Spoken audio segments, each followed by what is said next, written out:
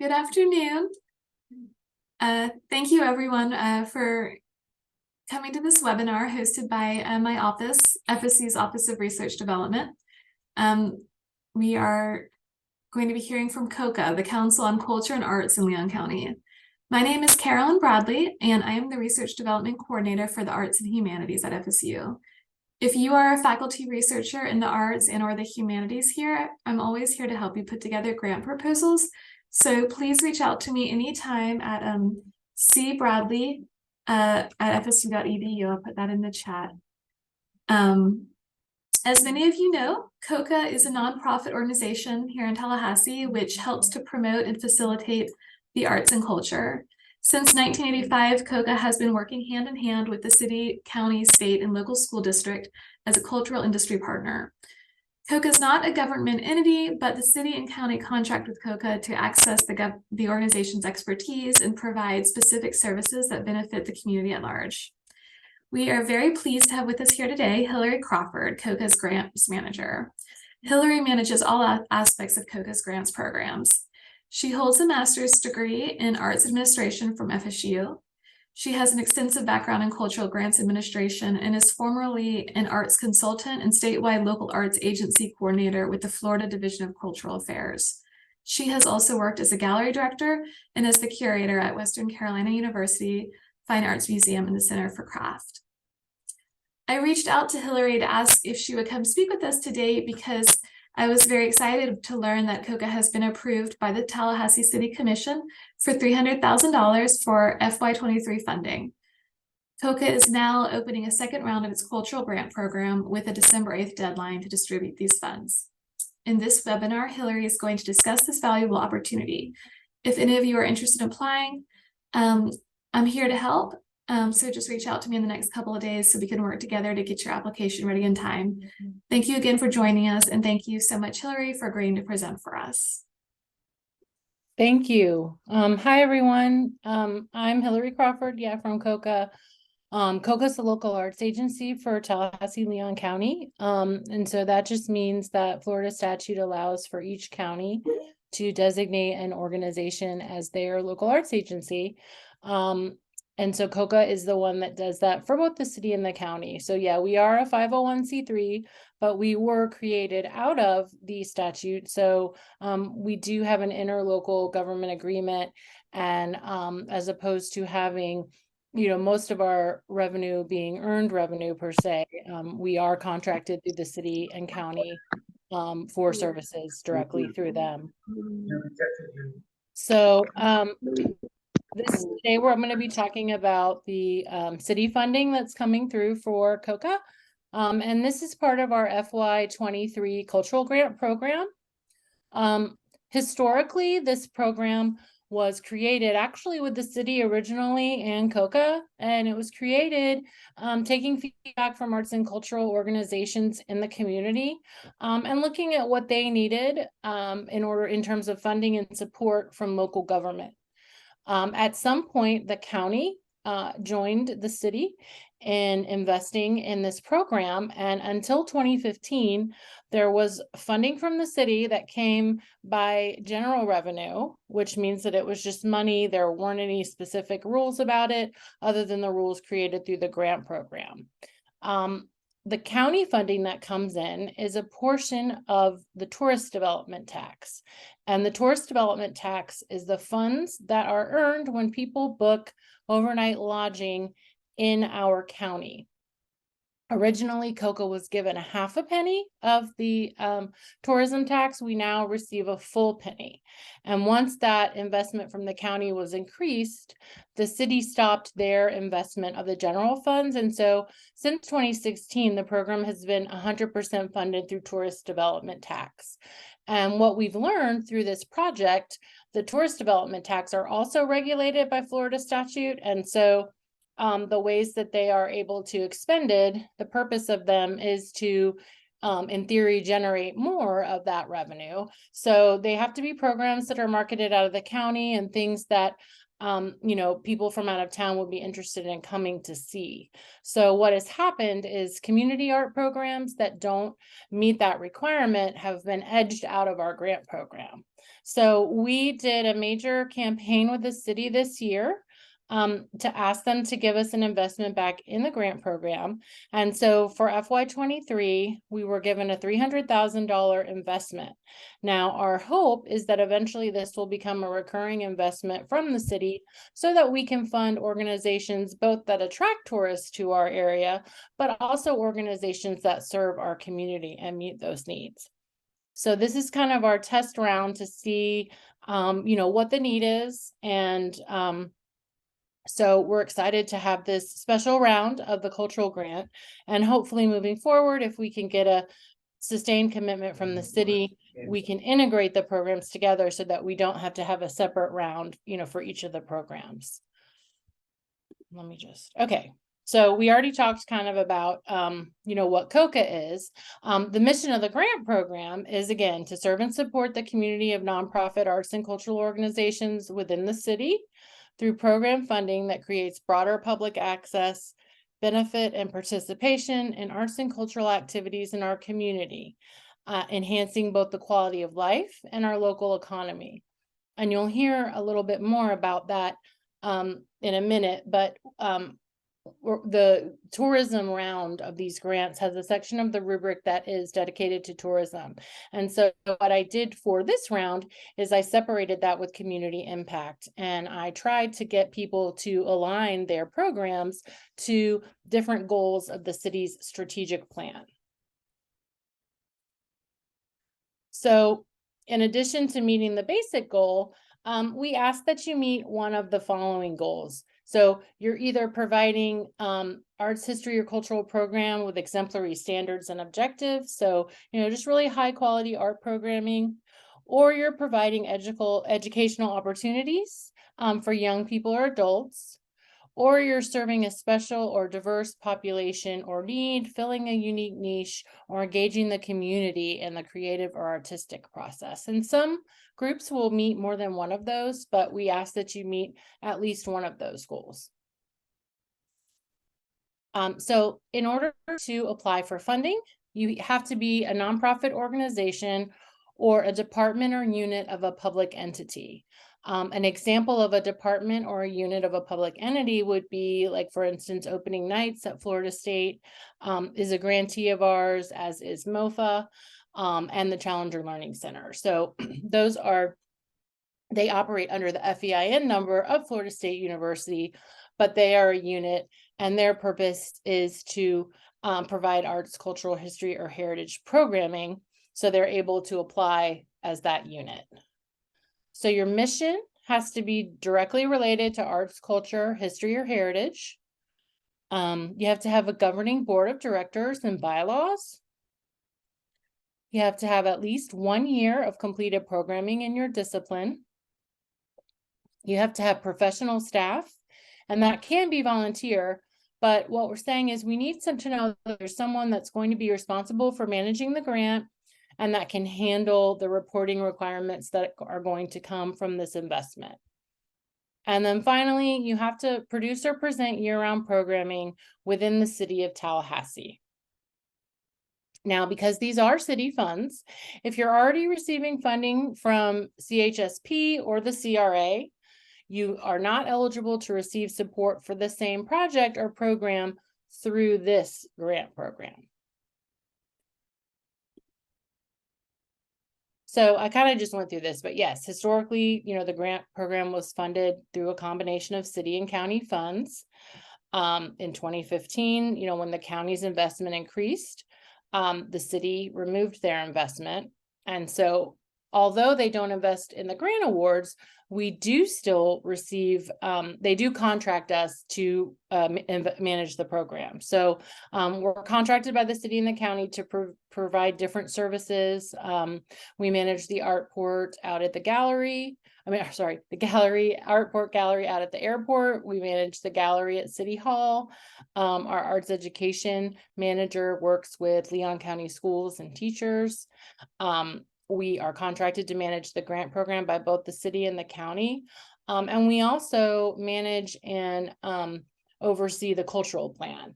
And so the cultural plan is something, and we're actually due to update that. We were supposed to do it in 2020, and of course COVID came. So we're a little behind on that, but we're hoping to get that underway in the next couple of years. And then we've also been working with the city on the upcoming bicentennial celebrations for the city of Tallahassee. So again, those restrictions on TDT funds have kept some organizations from receiving funds from our program, but those programs still align with the original intent of the cultural grant program, which was the goals that I referred to earlier and just the basic goal of the program.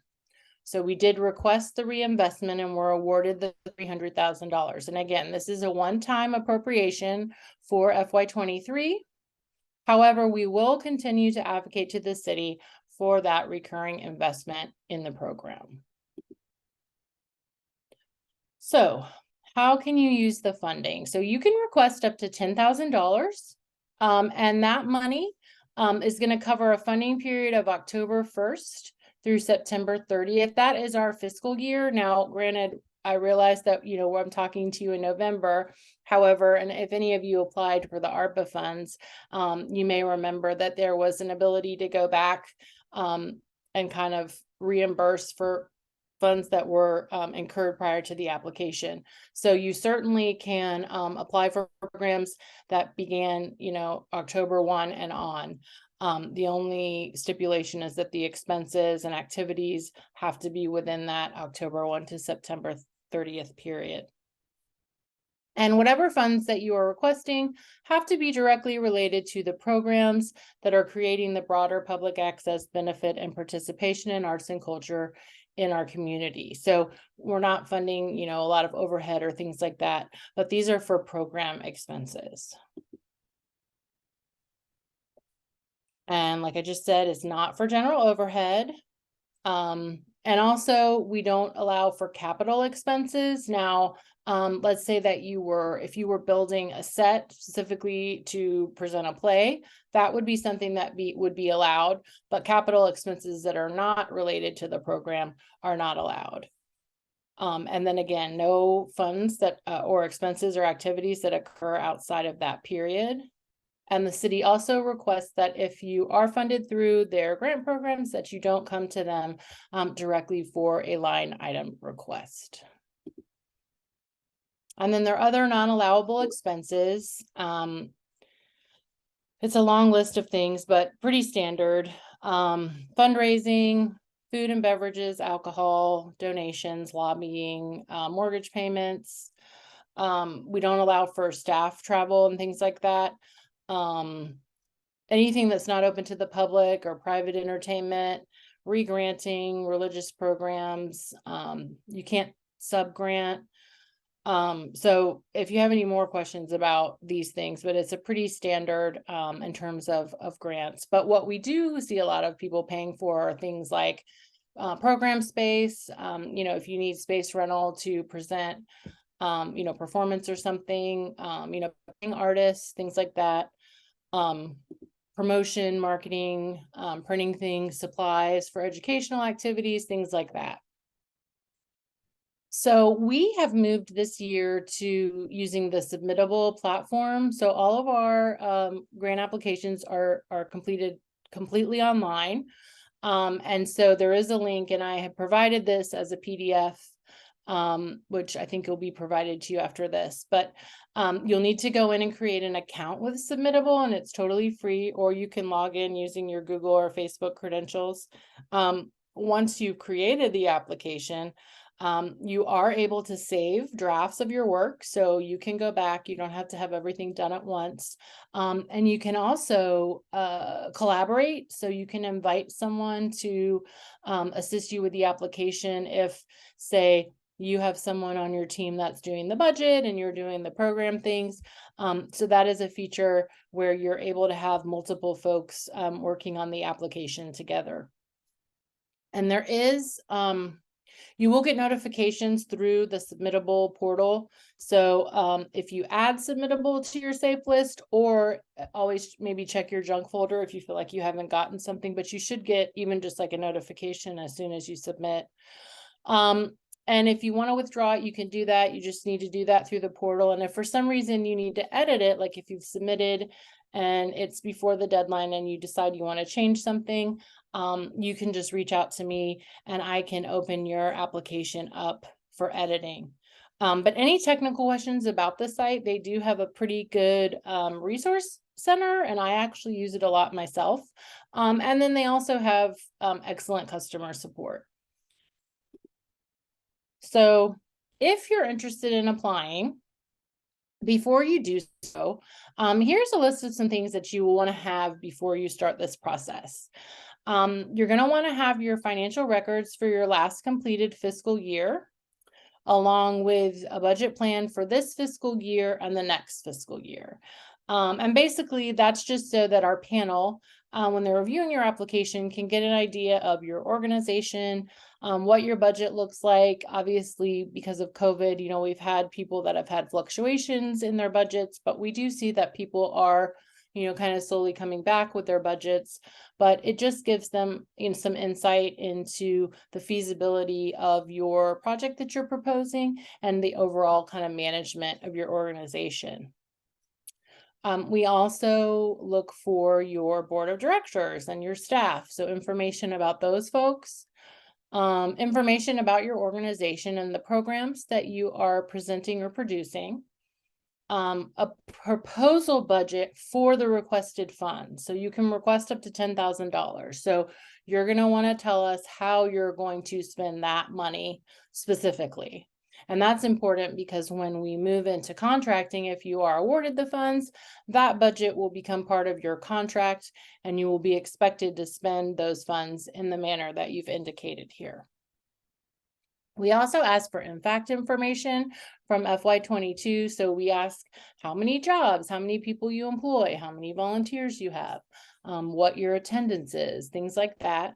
And we use that information for two reasons. We report it to the city and the county, and we also use it when we're advocating. We're in the process right now of doing the Americans for the Arts AEP, which is Arts and Economic Prosperity 6 survey. You may remember about 6 years ago, I think we did the AEP 5 survey. And so COCA staff has been throughout the year going to arts and cultural events, and we'll be doing so through April of 2023. And we're asking folks to fill out surveys to tell us, you know, about themselves and about how much money they're spending when they're participating in arts and cultural activities. And the way that that helps us is when we are advocating for funding, we know that we have about a 9-to-1 ROI, or return on investment, for funds that are spent on arts and culture in Florida. So we know that arts and culture is bringing money to our community, it's supporting members of our community, and that is something that is very important when we go to advocate for funding, just to reassure that investment in arts and culture is, you know, a worthy investment. There are definitely other ways that we know that it helps as well, but some people get really fixated on the economic impact, so we like to be able to give that information. You can also submit support materials, and so anything, like, it can be letters of support. It's really more effective for letters when if you have a program that you're doing that's directly impacting people. If those people can kind of give letters, that's really more effective than letters from, you know, your county commissioner or your city commissioner, those kind of things. Also, like programs from previous events that you've done. If you have images or videos, you know, anything like that. And if you have links and things like that, you can just kind of do a page, like a PDF of links for people to look at. And that just allows the panelists, if they're not familiar with your organization, to just, you know, get a picture of, you know, what your organization is and what you're doing. So tips for the application, if you decide to apply. I would go through and, just kind of read the questions before you begin your answer. Sometimes it's easy to either kind of shut off, like you read part of it and then you don't follow through. So you want to make sure that you're answering the question. And that can be tricky sometimes because maybe you think you're saying something or you're saying something somewhere else. But for the panelists, if they're not familiar with, you or what you're doing, it's really helpful for them when they're evaluating it to know that the information that they need to evaluate this criteria is exactly, where they expect it to be. Proof your application prior to submission. That's really important. Not just for errors, but I think that sometimes when you're really engaged in your program and you're kind of living it every day and you know everything about it, you may think that you're saying things that you're really not conveying to someone else. So I always recommend, if you can find someone that's not familiar with your program, ask them to read your application and see if they can really get a clear picture of your programs, based on what you're saying on the paper. Start early. The portal is open. The deadline is December 8th. That's 11:59 p.m. I will not be available after 5 p.m. Hopefully you won't be starting on the last day, but I will be available from 9 to 5. So if something does happen and you try to text me at 10 o'clock, I'm not going to answer. But again, so start early.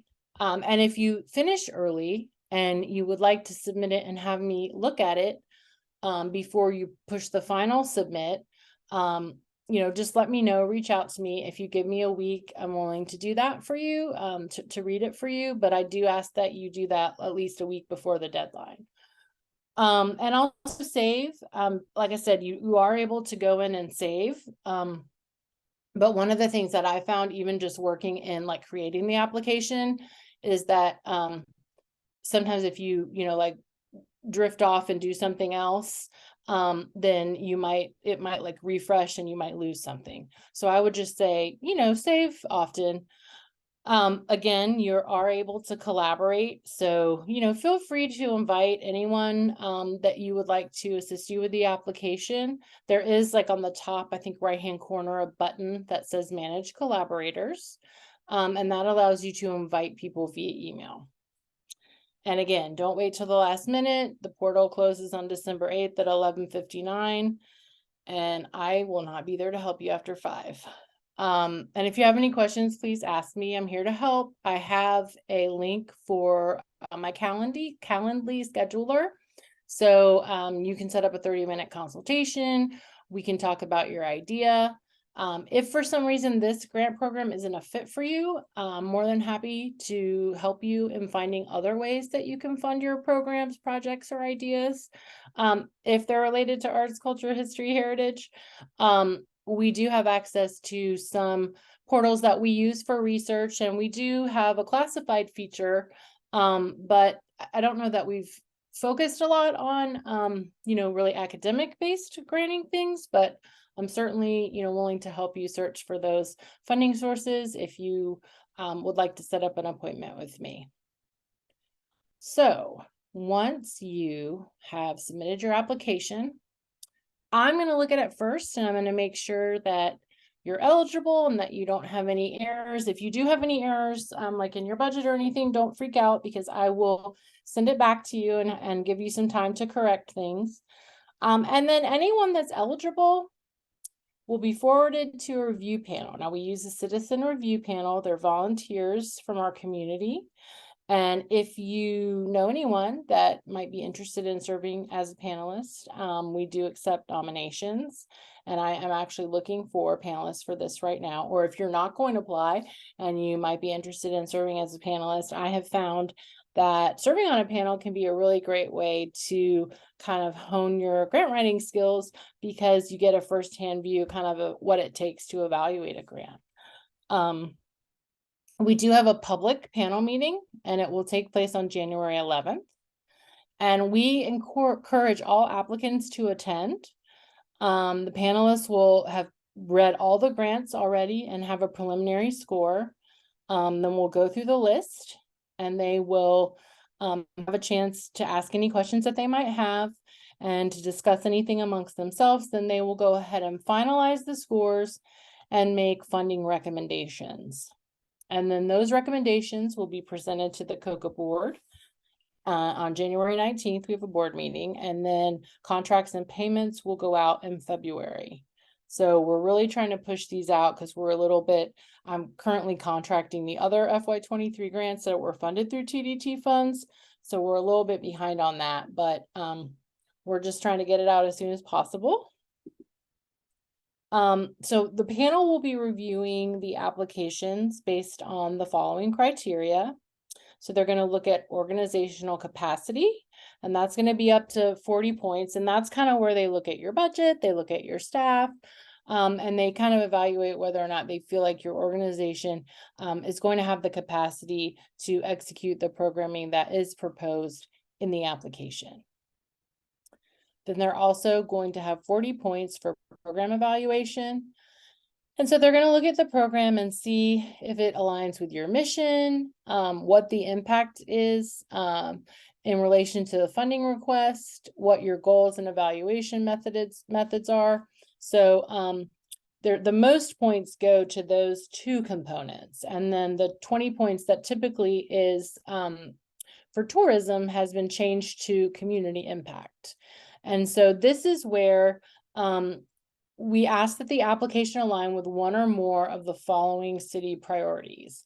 And so those are economic development, impact on poverty, public safety, and quality of life. And I know you may think, how can the arts relate to that? But they actually do. And there's a link to the guidelines, but I have some more information that I've provided there. But one of the things that I find as a really, really helpful tool is Americans for the Arts. They have the Arts and Social Impact calculator. No, not calculator. Arts and Social Impact Explorer. And it's a little wheel, and you can go through the different social issues, and you can actually get, and they have so much data, but it's really interesting to see how, you know, arts and culture can impact our communities.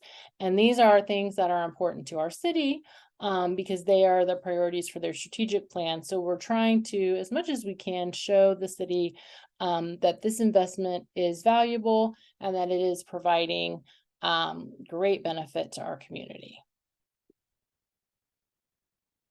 And this is a little bit about the research that is in the guidelines more, but yeah, so economic development, we have, as I mentioned earlier, we're doing the AEP6 survey, but there is an AEP5 calculator from the last survey, and you can use that to estimate your organization's local impact on the economy.